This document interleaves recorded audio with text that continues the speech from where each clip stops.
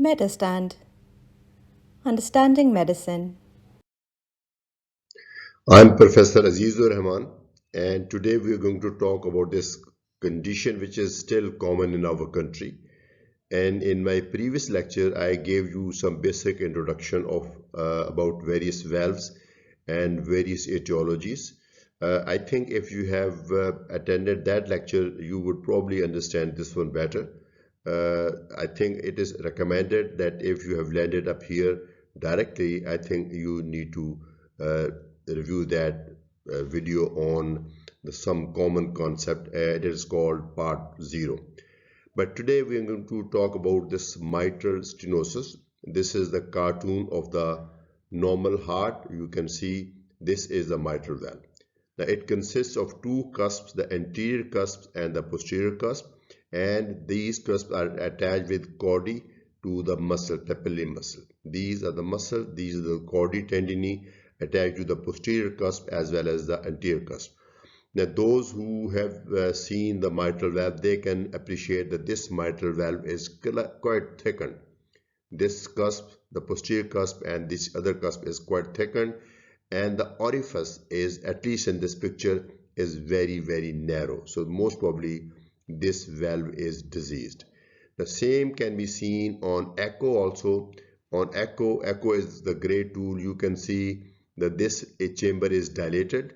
Normally it should be as big as aorta. In this case it is bigger, and you can see this anterior cusp, instead of going like this, it is bending forward, and this one is also going this way, and this is narrow lumen, and this is because the mitral valve is stenosed.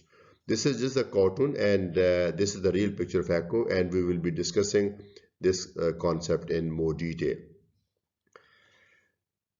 Mitral stenosis, of course, means that the mitral valve is narrowed. Normally, mitral valve is big enough to allow blood from the left atrium to the left, go to the left ventricle very comfortably. In fact, the entire emptying of left atrium occurs in the first third of diastole. Later on, the blood which is received from the pulmonary veins just passes on to the left ventricle. There is no accumulation of blood in the left atrium. Now, etiology and pathophysiology of mitral stenosis. First of all, it is almost always rheumatic. I told you in my first lecture, any valvular disease could be of one of the many conditions like rheumatic, congenital, degenerative, but mitral stenosis is almost always rheumatic, although there is a condition where mitral valve could be congenitally narrowed. Then with the disease, the rheumatic process is actually a fibrotic process which very progressively and very slowly damages the valve and leads to progressive narrowing. So valve cusps thicken and fuse along edges, and orifice progressively narrows down. Now, normally the valve is more than 4 centimeters square. That's a very big one. Symptoms start when it comes down to 1.5 centimeters square. Now imagine from 4 centimeter to 1.5 without any symptoms. So these patients are likely to be without symptom for very long period, or maybe symptoms are very little palpitation during exertion, which patients sometimes ignore or even physician ignores. So I think be vigilant to pick up these patients at early time. And it further progresses from 1 to 1 centimeter. This is when we call it severe, but when it is luminous 0.5 or less, then it is critical. Now I think those who know physics, when the valve size narrows down, then the actual hemodynamic effects are out of proportion. So I think once the difference between 1 and 0.5 is very much as compared to the difference between 1.5 and 1. So I think that is very important. Of course, all patients would have symptoms at this level, but we do not want patient to go to that stage. I think they should be diagnosed at this stage. Now, this word I'm sure you have heard in your books in pathology, fish mouth deformity. Now, this of course refers to autopsy finding, and these days we can diagnose these valvular diseases on echo. This is the image of mitral valve, I think looking from the atrial side, because this cusp is ballooning out on the other side, and you probably can see the chordae. This is a narrow lumen. This one you are looking at the mitral valve from the ventricular side, and this is thickened, and this valve is prolapsing into the left ventricle, and you can see a classical fish mouth deformity. And this of course is very advanced disease. Now, how this disease developed, I think I need your attention to understand, because this would explain various clinical features, and this will also explain various therapies which we use, and this will also explain various complications these patients might develop. Now, in mitral stenosis, the basic problem is that mitral valve progressively narrows. I told you, I think in the earlier lecture, that normally left atrium empties its contents into the left ventricle in first third of the diastole, and because the valve is very big. But once mitral valve is narrowed progressively to a very small level, then even during the entire diastole, left atrium does not empty. So the left atrial pressure increases, and then ultimately left ventricular pressure increases, volume increases. Okay, so progressively with the time, left atrial pressure and left ventricular, left atrial pressure and left atrial volume both increase with time.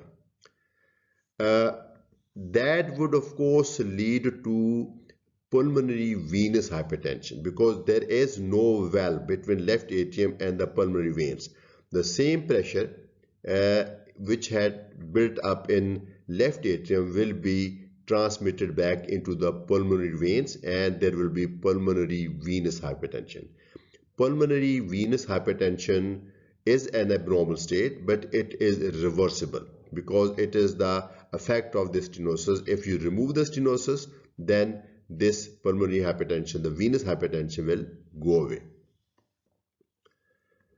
Now, if this progresses, then this might lead to pulmonary edema, because pulmonary venous pressure then will go on to the pulmonary capillaries, and pulmonary capillaries cannot sustain very high pressure, and when the pressure builds up, more and more fluid oozes out of the capillaries into the interstitium of the lung and then into the alveoli.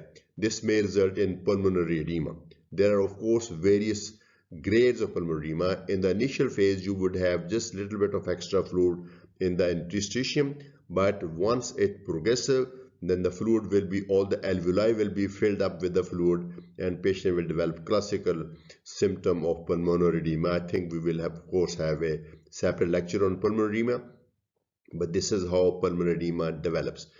If you do something to reduce this pressure by giving maybe diuretic, by maybe reducing heart rate, this could be reversible. In fact, most patients with pulmonary edema with medication, they improve, and mostly they go home without symptoms. Now, if things keep on progressing, then there will be pulmonary arterial hypertension, because we are going from the left to the right, backward, right? Okay? So once this pulmonary venous pressure through the pulmonary capillaries goes back to the pulmonary arteries, then there is pulmonary arterial pressure.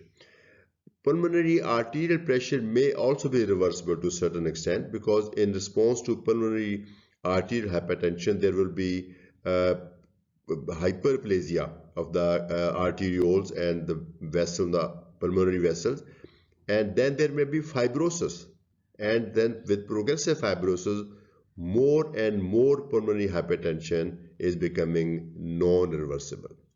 Now, this would cause right ventricular dilatation, because right ventricle has to contract against pulmonary pressure. If pulmonary pressure is high, then right ventricle has to have hypertrophy and ultimately dilate. Once pulmonary right ventricle dilates, then there may be functional regurgitation of right sided valves, tricuspid valve. Although tricuspid valve may be structurally normal, but since right ventricle has dilated, so the tricuspid valve, they do not cope with each other, they do not meet with each other, and that results in regurgitation. And that may also then cause hepatic congestion, jugular venous congestion, pleural effusion, this ascites and pedal edema, scrotal edema, sacral edema, so all that kind of stuff develops. Of course, we do not want our patients to go to that stage, but if things are not picked up and not corrected well in time, then things actually will go to this step. Now, this is the natural history of mitral stenosis, rheumatic mitral stenosis, but there could be something which can just come and change the natural history, and of course change the natural history for the worst. Now, what are those changes? Here I have portrayed as if the stenosis would result in the build-up of left atrial pressure, but please remember, when blood is not coming to the left ventricle, then it will not be pumped out into the aorta also. So that would result in low cardiac output state, and low cardiac output state could lead to some systemic problem, maybe shock, something like that, hypotension. Hypertension can result into renal failure and brain ischemia. So this is one problem. Reduced cardiac output could result into something which may alter the natural history of mitral stenosis. Then another thing which can come is atrial fibrillation. These patients are highly prone to develop atrial fibrillation. Why? Because if you've understood it properly, you have dilatation of both left atrium as well as the right atrium. So atrial chambers are dilated. Initially left atrium, but then right atrium also.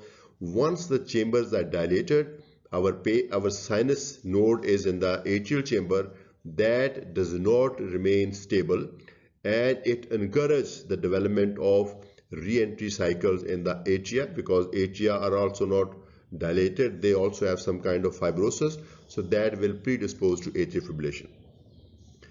Atrial fibrillation is the worst thing a patient with mitral stenosis can imagine to have, because in atrial fibrillation heart rate increases. Now when the heart rate increases, what happens in atrial fibrillation in my patient with mitral stenosis is that whenever there is tachycardia, whether it is sinus tachycardia or atrial fibrillation, the diastole becomes shorter.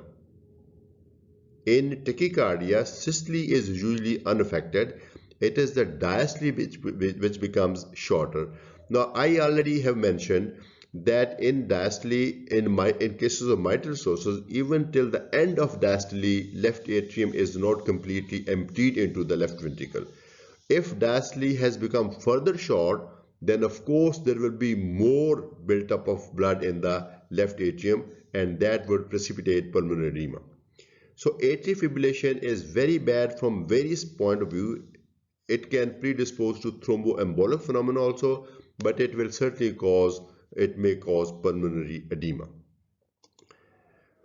Then there is thromboembolic phenomenon, because normally blood flows very smoothly through the various chambers, but if there is mitral stenosis, there will be accumulation of blood in the left atrium. The blood stays for longer time, and there is possibility of clot formation in the left atrium, and that clot may stay within the left atrium. In that case, there may not be much of problem. But if this clot gets dislodged from the left atrium, it goes to the aorta, and from aorta it could go to anywhere. But since first we have the vessels going to the brain, it might result in stroke, or it could go to the limbs, ending up gangrene, both upper limbs and the lower limbs.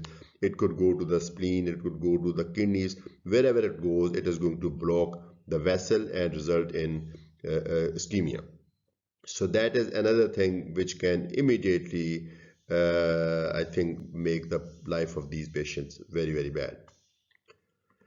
Then is infective endocarditis. You know, our normal heart is very smooth. It has got very smooth internal lining. But patient with valvular heart disease, because of turbulence of flow, all valvular heart diseases, they do not equally predispose to infective endocarditis. Those which are characterized by greater pressure gradients, they are more likely to develop endocarditis. So bacteremia actually is a common thing. If you have damaged valve, eroded endothelium, then those bacteria may settle down and may cause endocarditis. This is another condition which can make the life of these patients extremely bad. So I hope I was able to give you the natural history of mitral stenosis. In this, I emphasize that with medication, patient may recover and then go back home, and then again comes with the same problem in and out of pulmonary edema, and then ultimately cor pulmonale.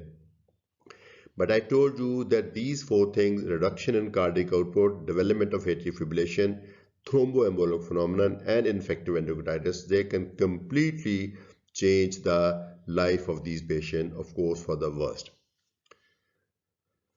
Right. Symptoms of mitral stenosis, I believe you can't really make a diagnosis on the basis of symptom, but you can certainly suspect that there is a problem with the heart. Dyspnea is a common symptom. Dyspnea, you know, is shortness of breath. Initially, it would be dyspnea on exertion. Later on, it would be dyspnea at rest also. And it could be cough and hemoptysis because of pulmonary congestion, because the blood comes down into the alveoli. It is typically frothy sputum. It is not frank blood with mixed with sputum. That is actually a feature of pulmonary disease. In pulmonary edema, patient typically expectorates pink blood-stained frothy sputum. And palpitation symptom, and then stroke, gangrene, loss of vision. I just told you that these patients are prone to develop thromboembolic phenomena, so there could be one of these presenting. Now let's discuss the physical signs. Now it used to be very exciting to be able to pick up some physical findings and to be able to make a diagnosis of a valvular heart disease in our times on bedside. These days, because of the echo, I think we tend to spend less time with patients, and I believe rightfully so. If there is a test which can tell us the exact diagnosis, why not? But I think do enjoy that feeling of making a diagnosis on bedside. So you need to understand these physical signs well. First, of course, is going sequentially, because first we do inspection, palpation, and percussion. So first you will palpate the precordium, and you will feel that the first sound has become palpable in the form of tapping apex beat. Normally you can barely feel the apex beat, but in this case you will feel as if somebody is tapping from within the chest. And this is because of the loud first sound. And why the first sound becomes loud, I will explain shortly. Left parasternal heave means if you put your hand on the left side of the sternum, you will feel that there is a lift with every systole. This is because of the right ventricular hypertrophy.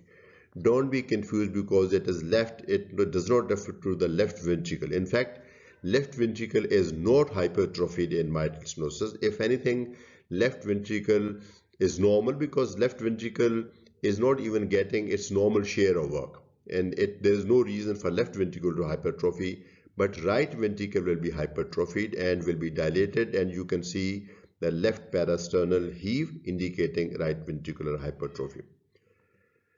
There will be loud first sound on auscultation, and there will be loud P2, and there will be an opening snap. Now you will please allow me some time to explain these things.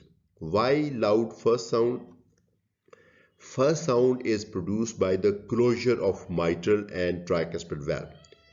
Now normally this closure is very quiet. Why? Because once the systole is over, during systole, the mitral valve is closed, right?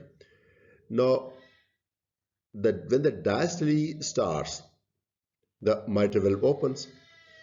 Now, toward the end of diastole, there is no much pressure in the left atrium. When left ventricle contracts, in fact, the valve has already moved back to its normal position by 2/3. When left ventricle contracts, it simply softly closes the mitral valve. But in cases of mitral stenosis, because the pressure in the left atrium is too much, and even toward the end of the diastole, the cusps are quite away from their neutral position, and they do not come back naturally. Only with left ventricular contraction, they are kind of pushed back with force to close. And that is why, because they move through a large area, because they are away from their neutral position, they have to move through a long area, long distance, and then they shut down like this with force against pressure. That is why the first sound is loud. Now there is a condition. If the valve is too bad, it's very badly calcified and it has become very rigid, then you can have critical mitral stenosis, but there may not be loud first sound. So be aware of that. Why P2 is loud?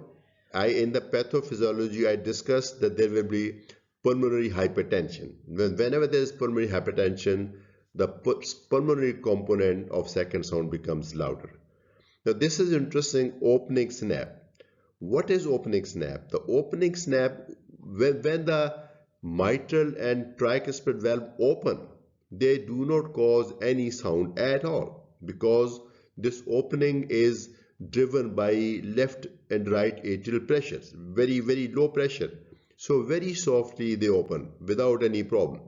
But if the valve is narrowed and the pressure in the atrial chamber has already built up during the previous diastole, then the mitral valve will be pushed with force to open like this.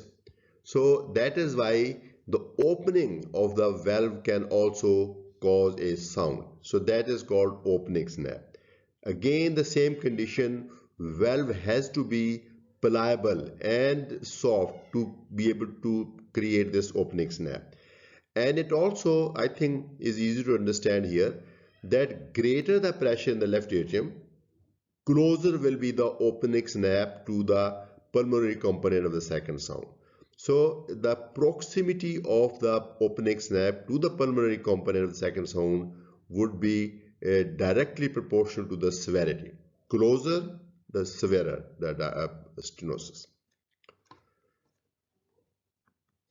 Then the most characteristic mid-diastolic murmur with pre-systolic accentuation. Since the mitral valve opens during diastole and it is the opening which is affected, so I think easy to understand that there will be mid-diastolic murmur. And with pre-systolic accentuation, that means just before the next systole, there is contraction of the atria. Now, atrial contraction will further increase the pressure gradient between atria and ventricle. There is already increased pressure gradient because of the stenosis, but when there is contraction of left atrium, there will be further increase in the pressure gradient, and the mid-diastolic murmur will be accentuated toward the end of diastole. So this is normal phenomenon, but this will disappear when somebody develops atrial fibrillation. Now we discussed that atrial fibrillation is relatively common in patients with mitral valve disease. If there is an unlucky person with mitral stenosis who has developed atrial fibrillation, that patient is likely to have some complication. But one thing which you need to know, on the auscultation, this pre-systolic accentuation will disappear because there is no actual contraction of atrium, because that is what happens in fibrillation. So I guess this explains this murmur, but let me just highlight some more points. This murmur is localized to apex and no radiation. This murmur has got very characteristic quality. It is called rough and rumbling. It is rough and rumbling.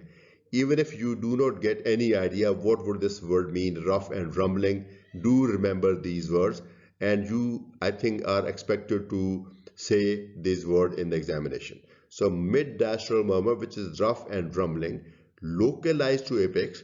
If it is loud, it may be heard on the wide area, but it would not specifically radiate to any area. Then best heard with the bell. Generally we use the diaphragm, but this murmur of mitral stenosis, because it is of low pitch, it may be better heard with the diaphragm. It can actually be palpated.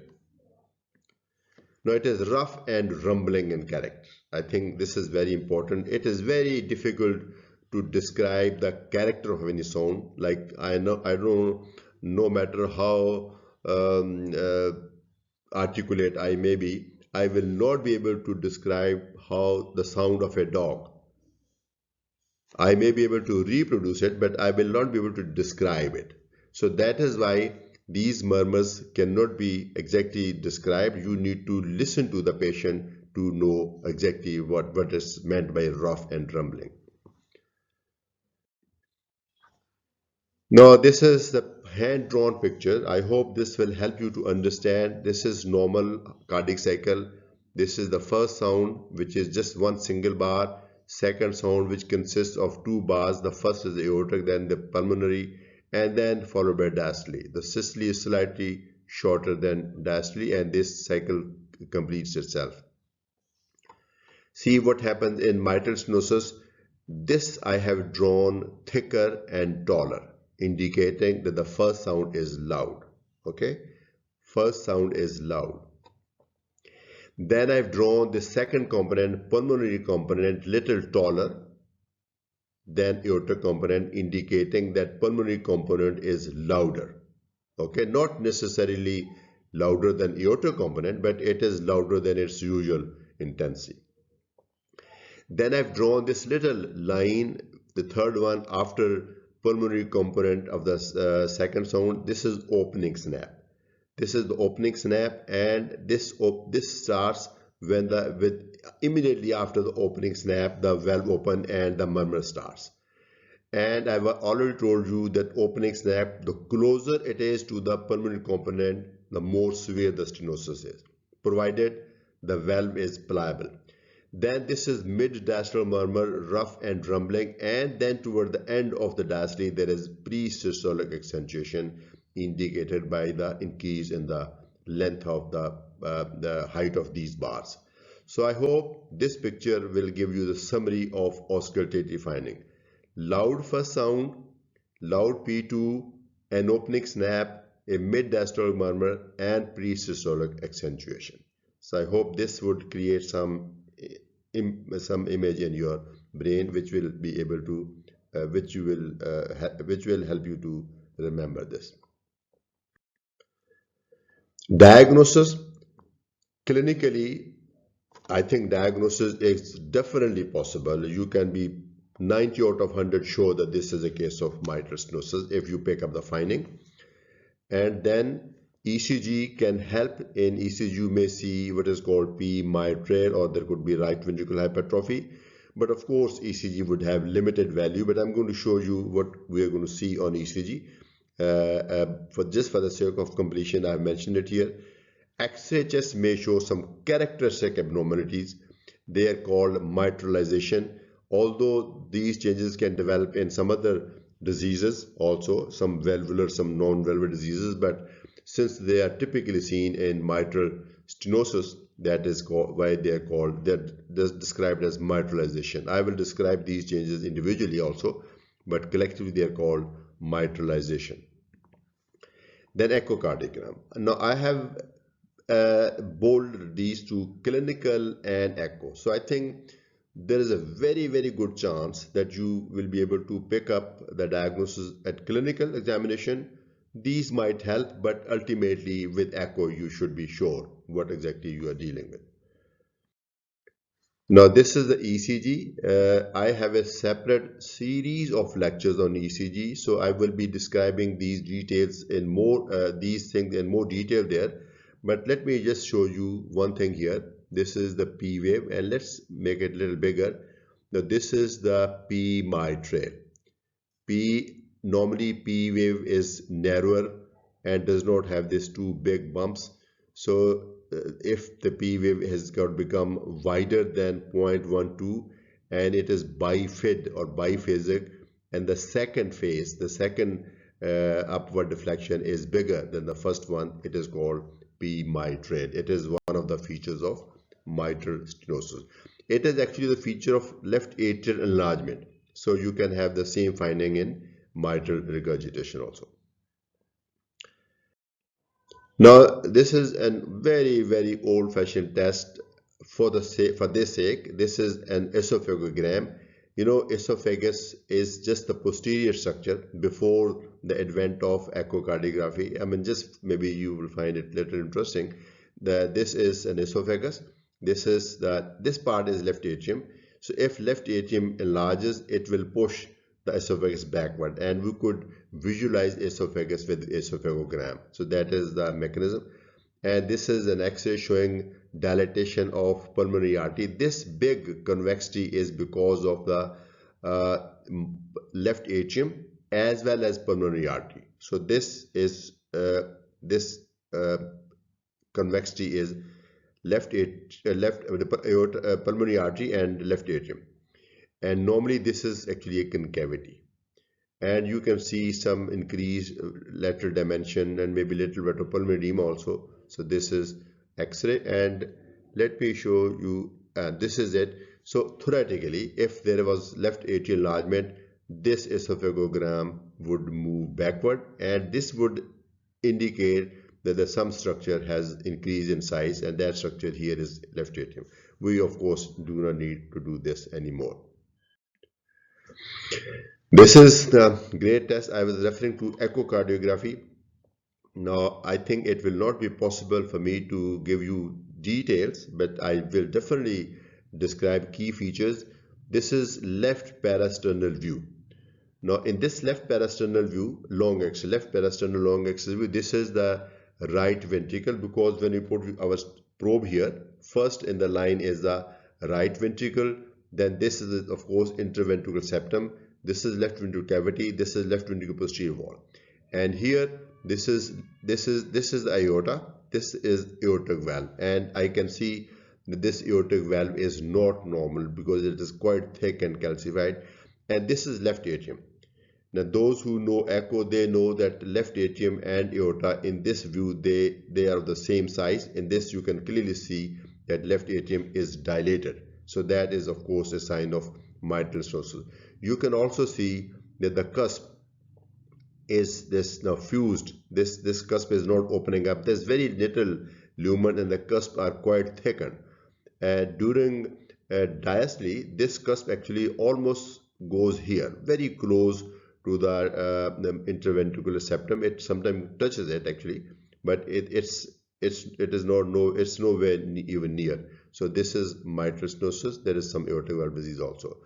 Now this is the echo, transthoracic echo. I think it is the cross-sectional view at the level of mitral valve. You can see the mitral valve. This is the mitral valve. You can actually calculate. Echo will allow you to actually calculate the surface area. So if you draw your cursor here, and there is a built-in software in echo machine, it will actually, and when you close the loop, it will immediately give you the area. So this is how we make a diagnosis. And if there was any clot, it would be shown here. And additional pathology would also be shown, whatever they are. So echo, of course, is a great test. This is M-mode echocardiography. This is actually, this came before the two-dimensional, but this has got some great features.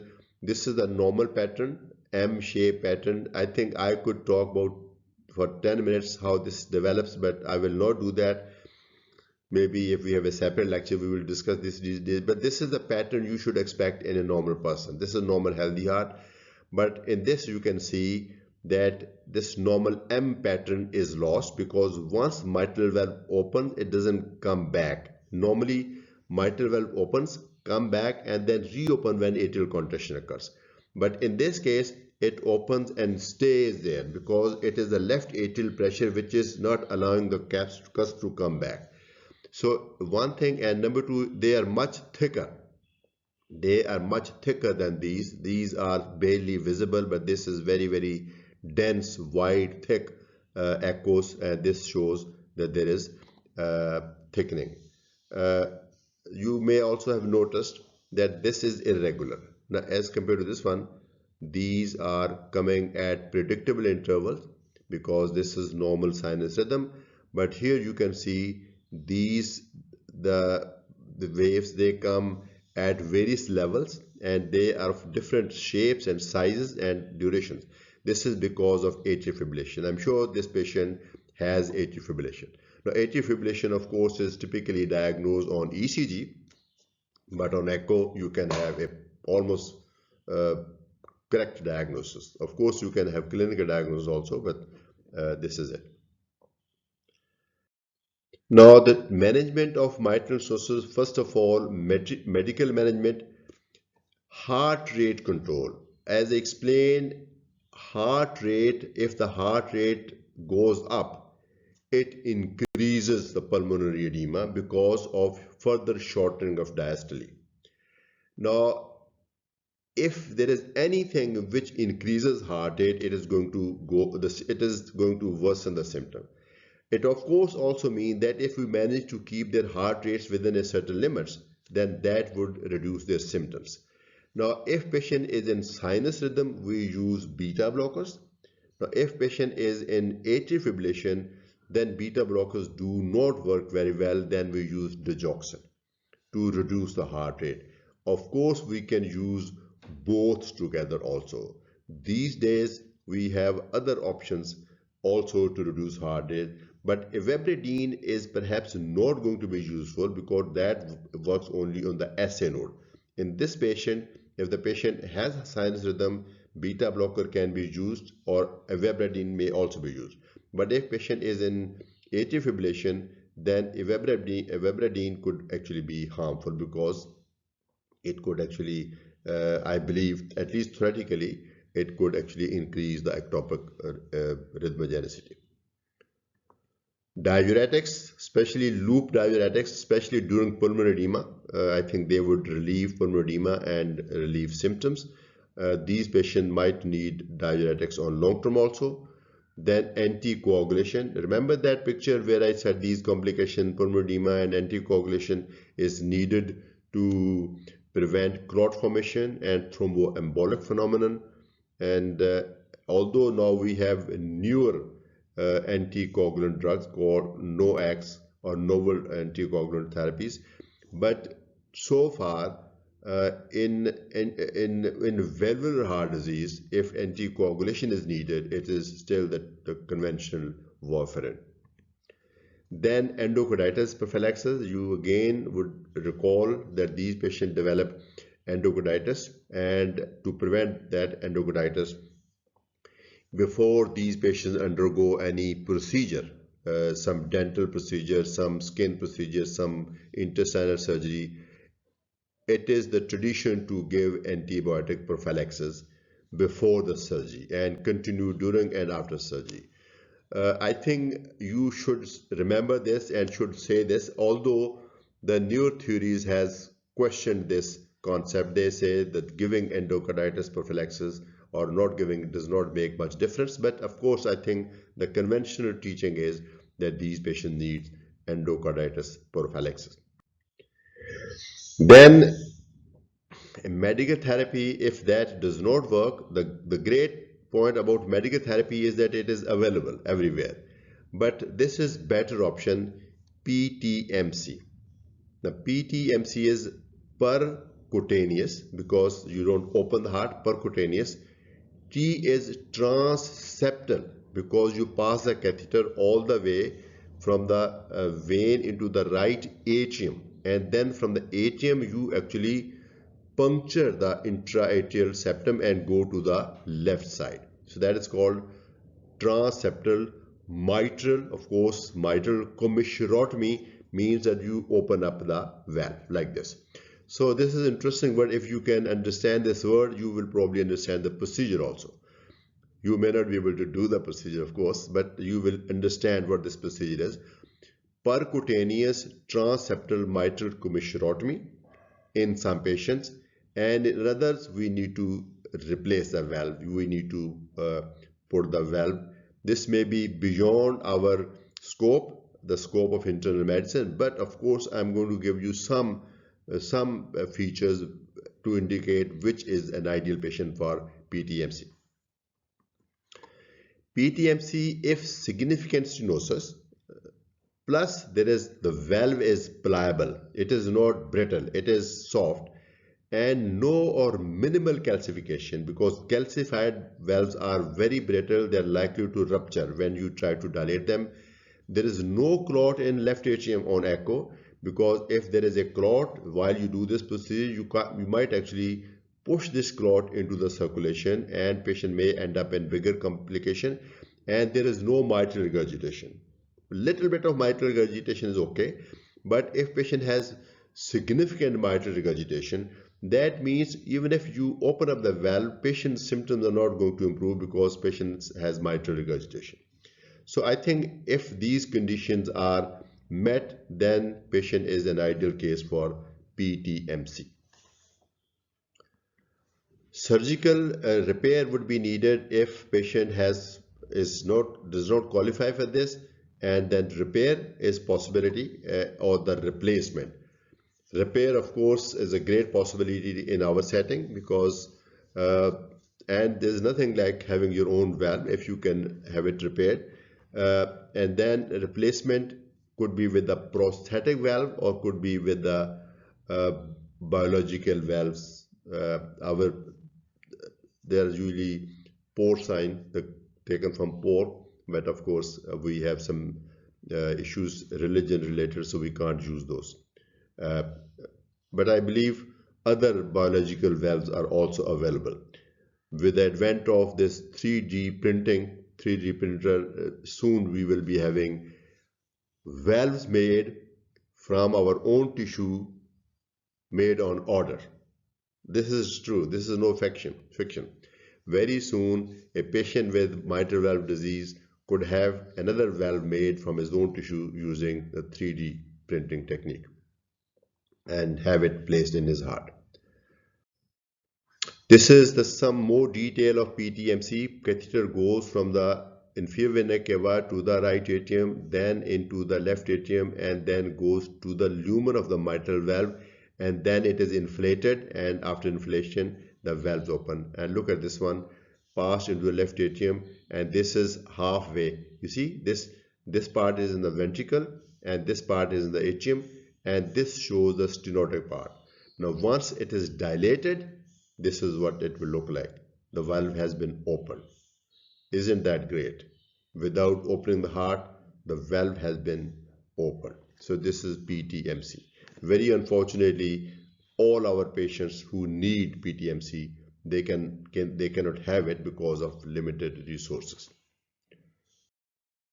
Thank you very much. I hope I was able to give you some details. You might have found some details unnecessary because you need not go into those details, but because I think these are interesting, and it is always good to be on the better side than the others colleague. So I should need to understand these clinical signs, these procedures well, better than others do to have an edge.